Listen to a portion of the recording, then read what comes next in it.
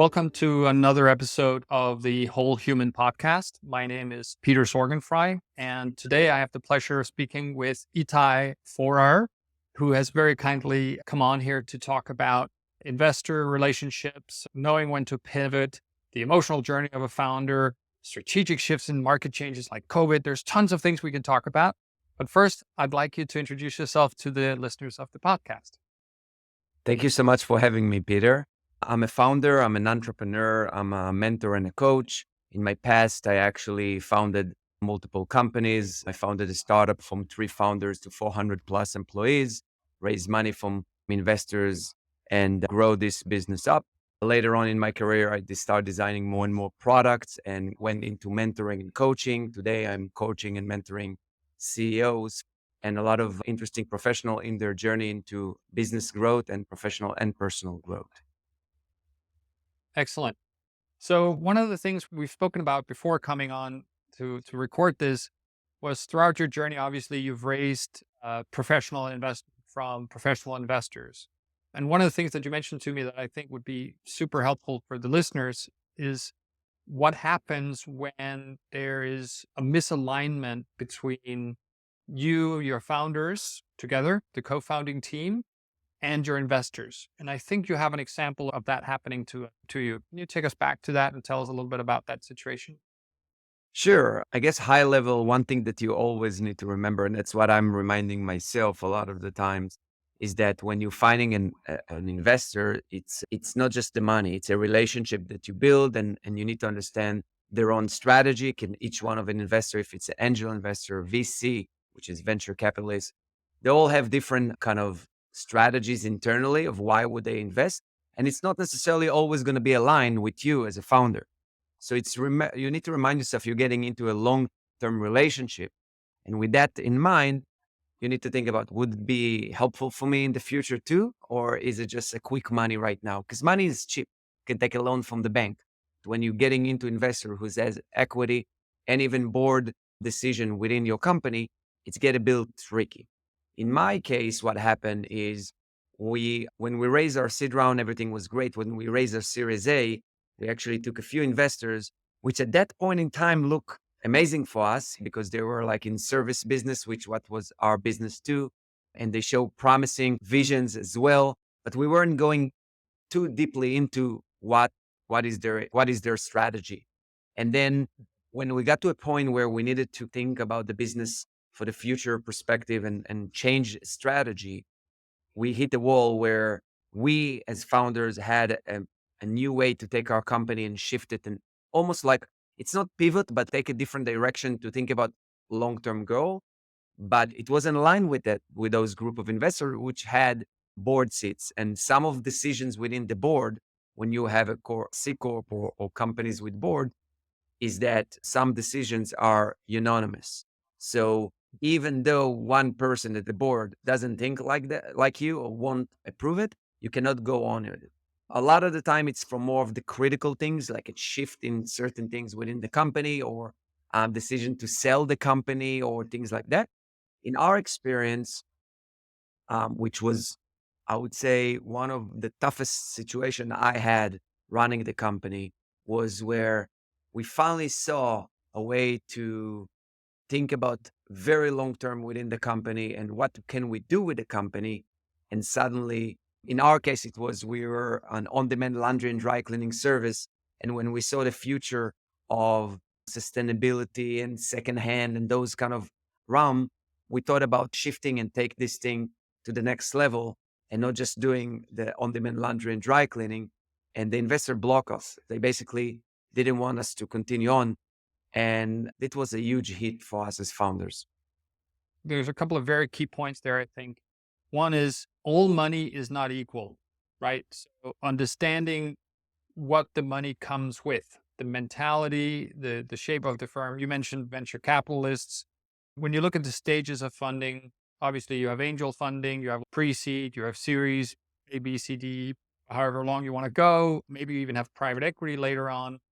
All those different funding sources have different temperaments, have different horizons, have different return profile expectations.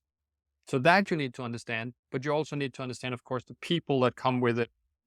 the board members that you get. So I think that's something that we need to underline. The second thing I thought of as you're recounting the story is the investors dictate the choices you can make, because an investor might have a 3-year horizon and the plan that you proposed might have a 7-year or 10-year or even longer return profile.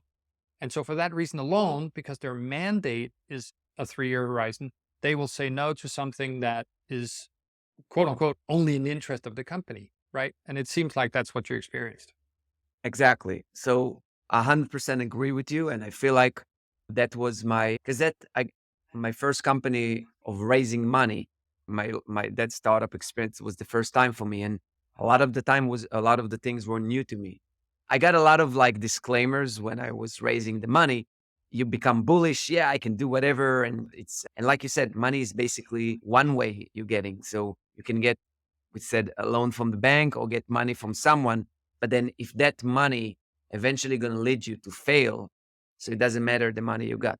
So that's why when you make taking any partner, and by the way, it's equivalent also for a co-founder. If you take someone as a co-founder and you're giving him 30% and that person is leaving the other day, then you have 30% equity that is dead equity that nobody can do anything with it, and it's not contributing. But from an investor perspective, you're right, because each VC is, and it's funny, is not even just in the terms of long term or short term. It can be also a strategy within the market. Let's say they have in our case, they had a lot of companies in the service business. Some that did on demand for laundry, some for home cleaning, some from whatever. So their strategy is to stay within a certain realm, right? So to talk about like clothing and secondhand and renting and things like that, it's not aligned with maybe a future acquisitions that they would like to have or future strategies they have internally. So this is why you also need to understand what industry you are in, what is your aspirations, is that VC would support that kind of aspirations upfront. And I'm telling you, I know it sounds hard, but you need to interview a VC in order to understand this. And that is particularly difficult if you've gotten 200 investors saying no, and then there's one saying yes. And then at that point, you're like, I better take this money because nobody else has loved the idea. And you forget that due diligence. So, what's like a good piece of advice that we can give people currently raising funds, in addition to telling them, make sure you interview your investors, make sure you vet their investment thesis, make sure you do all these things? Is there a simple thing that we can impart upon the people raising money that they should keep in mind? What would you say to those people? So the first thing, and it sounds very far fetched, but trust your intuition. A lot of the time, you are too worried about the money, right? You want the money comes in, and you're sitting in front of someone, and it doesn't. It sounds either sketchy or not someone that you want to work with. But the money, like the gling, gling, gling, gling money coming in, it's like blurring you. So trust your intuition, because I feel like your heart and your true intuition will give you a lot more guidance than the urge for money at that point in time. Because what's going to be harder for you is while you sign this thing, is to go on about it for a year or two and then decided that it's the wrong direction, and then you cannot do anything. So you waste another 2, 3 years that you cannot go back. When you didn't raise the money, still you have multiple of option in front of you. Trust your intuition will be the first thing, as you need to understand who are the partners and who you're doing business with. The second thing is, what I would think about is, how can that person give me added value rather than just cash? If, for example, in our case, we thought about the added value, but we didn't get too much into it. We said, oh, they're in service business, great. But what else can they bring us? For example, if I'm going to a VC that is truly remarkable by helping founders recruiting when you're growing, right? Which is hard. Recruiting is hard to find great talent. Suddenly I'm saying, wow, I'm not as good in recruiting. I really need to hire soon. That value can be like a very long-term value. I'm just giving one. So find like what else can they bring to the table other than just money would be the advice.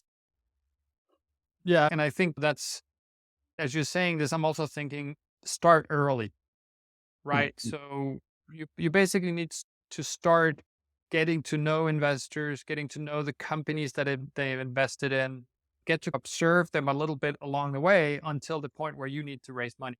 Because the worst thing that happens is you really need to raise because you're running out of cash in 6 months or 12 months or 18 months.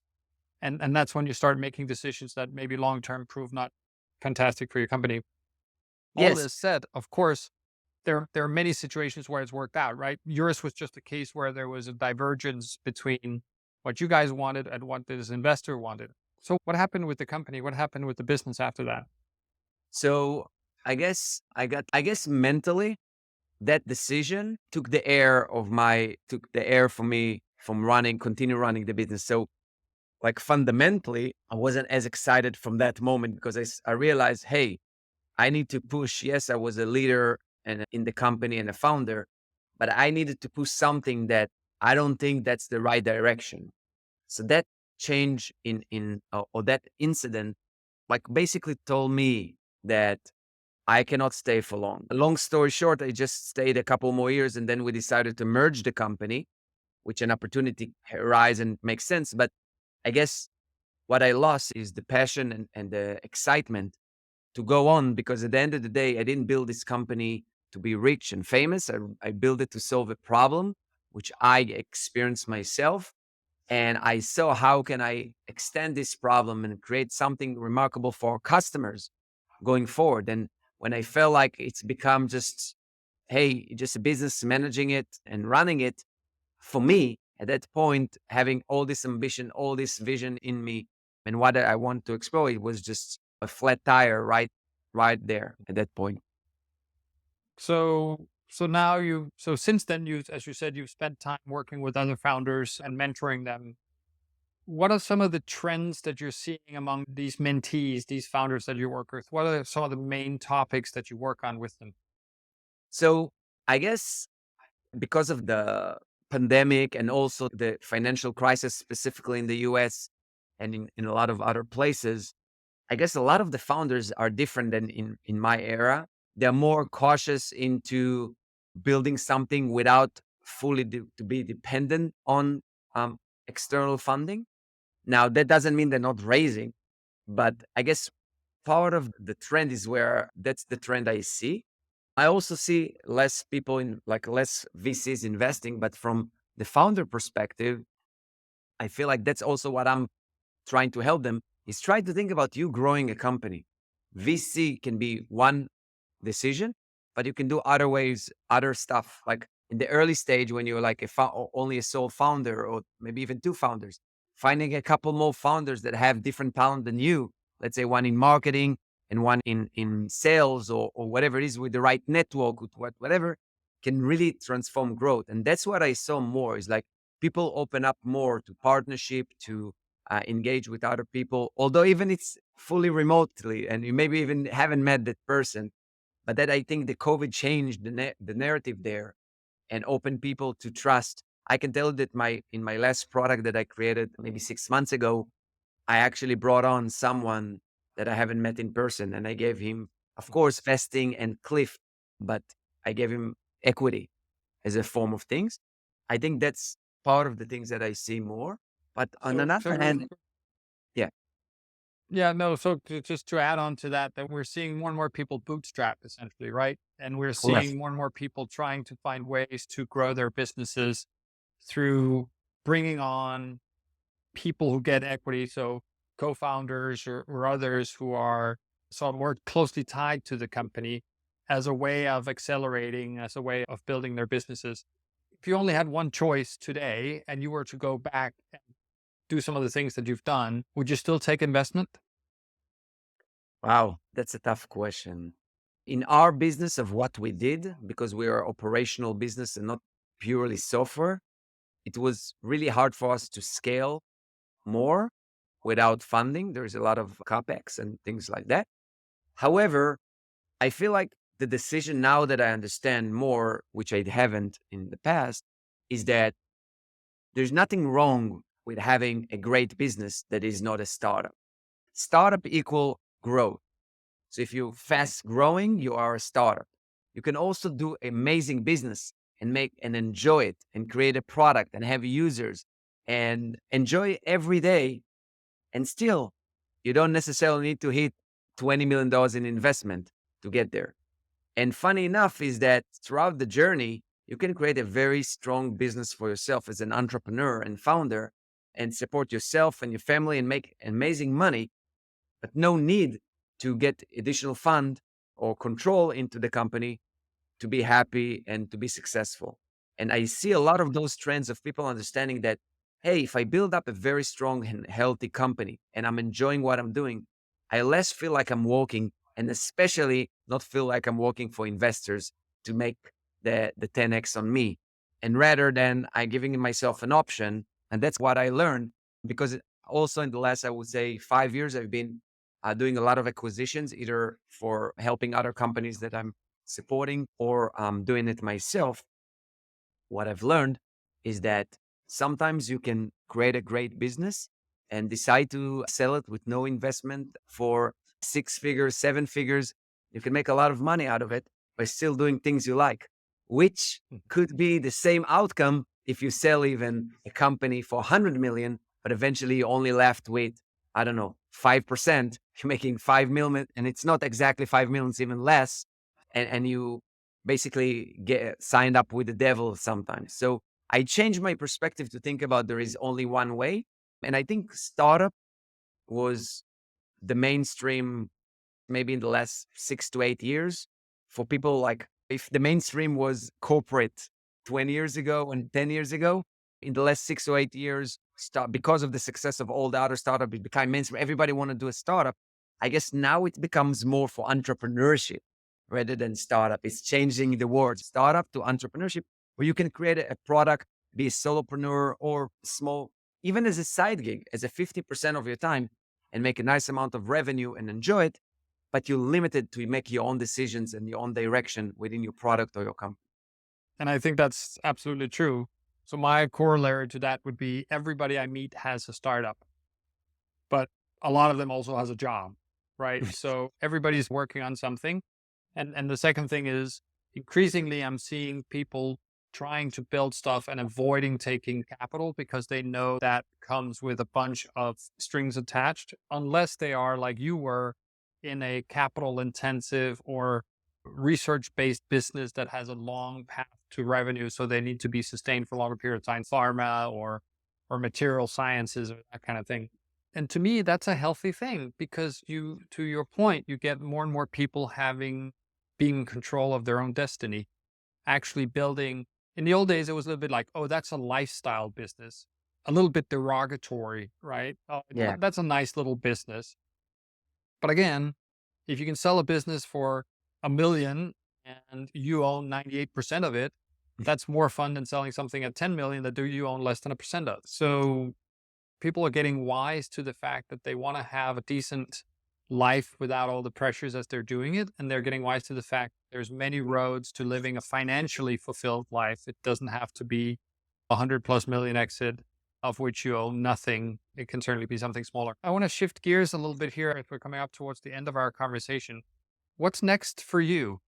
When you're looking at uh, mentoring and coaching and being a consultant to founders, is that what you're going to do? Or is there another company hidden somewhere inside of you? First of all, I love to create. Not only I was also in the last year or so, I did a workshop for founders for product market fit, which that's what I like, the 0 to 1, the creation part. That's my fun. So about a year and a half ago, I created a company with my partner that was the CTO in my previous company. And we created a company we acquire a little like different digital assets. It can be micro SaaS or SaaS or websites. We either flip them and sell them or create our own tools too.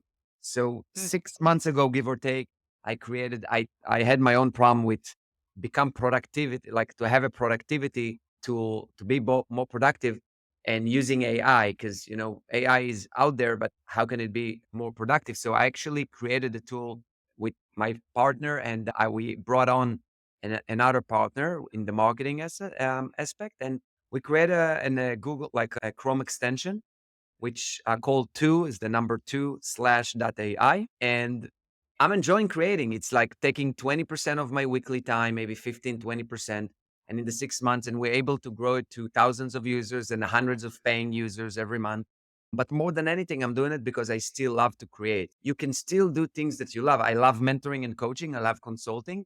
And I also like to create. So how do you find that balance? You don't necessarily need to create a startup to create a strong product or solution to someone else.